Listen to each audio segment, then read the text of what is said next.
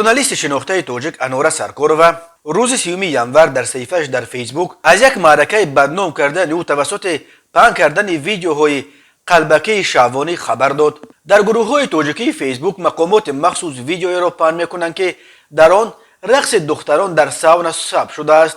در متن زیر ویدیو نوشتند که گویا در نوار من باشم. رسما اظهار می‌دارم که این ویدیو به من یگان ربطی ندارد. هر آدم سالم عقل می‌تواند دو آدم گوناگون را از هم فرق کند. در صحیفه من عکس‌های من گذاشته شدند. نوشته است انوره سرکارova. انوره سرکارova خبرنگار سابق بخش روسی BBC در تاجیکستان بعد آنکه وزارت خارجه تاجیکستان اکریدیتاسیون او را تمدید نکرد از امکان ادامه فعالیت ژورنالیستی در تاجیکستان محروم شد. او حالا در اروپا به سر میبرد. انوره سرکارova در مطلب‌هایش در شبکه‌های اجتماعی سیاست مقامات تاجیکستان نسبت به زادگاهش ولایت مختار کوهستان بدخشان را تنقید میکند. تنقیدهای او بعد حوادث اخیر بدخشان شدت گرفت.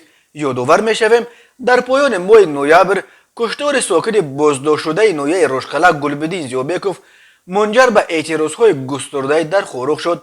اخیراً در صحیفه‌های مربوط به فرم جواب که گروه‌های ترول‌های رو به حکومت را با این نام معروف شدند مطلب‌ها و ویدیوهای به ضد این ژورنالیست پیدا شد.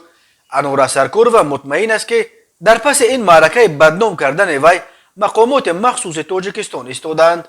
مقامات رسما چگونه در شبکه‌های اجتماعی پیدا شدن ویدیوی به ضد انوره سرکارova را شرح ندادند، ولی در گذشته موردهای استفاده کمپرومایزهای شهوانی به ضد رقیبان سیاسی از جانب چه طرفداران حکومت و چه طرفداران اپوزیسیون تاجیک مشاهده شده است.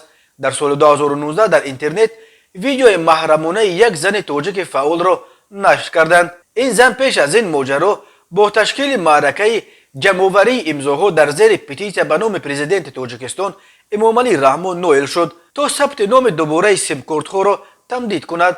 معلوم شد که به پیش او یک مرد جوان را فرستادند که دلش را به دست بیاورد و وقتی آن نامرد به این موفق شد ثبت ملاقات‌های عاشقانه خود را در اینترنت گذاشتند. آن فعال تاجیک رسما به مقامات مراجعت کرد تا گناهکاران را برای بی‌آبرو کردنش در بین جامعه به جوابگری بکشند، ولی تا کنون درباره اینکه آیا کسی برای این کار جزا گرفت یا نه اطلاعی نشر نشده است.